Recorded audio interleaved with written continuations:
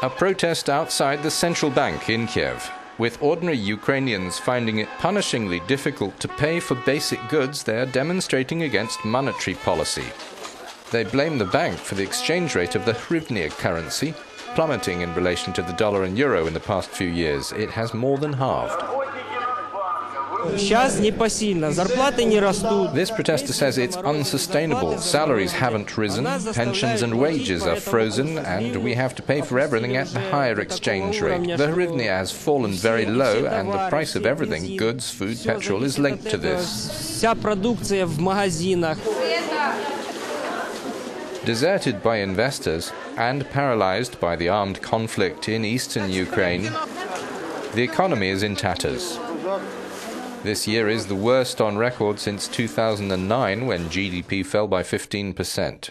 Last year to this year, GDP has shrunk by 9.5%.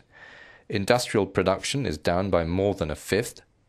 This year alone, the hryvnia has lost 38% of its value. And there may be worse in store.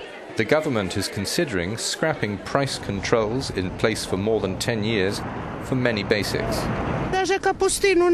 This woman says, I can't even buy a cabbage. It's 5 hryvnias a kilo. Not even talking about meat, it's 70 or 80 hryvnias.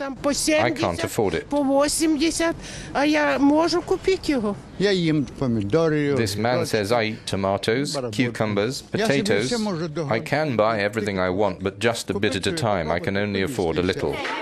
The latest forecast by the International Monetary Fund is discouraging, predicting no growth till 2016. This expert says Ukrainians will just have to live with it.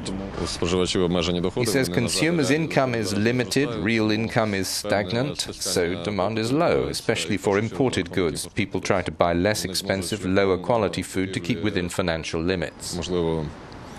Менш якісних продуктів харчування, все-таки виходити на ті самі фінансові параметри, які були раніше. Our correspondent sums up. Since the start of this year, prices in all the main food groups have increased by at least 10%, mostly because of higher petrol and energy prices and devaluation.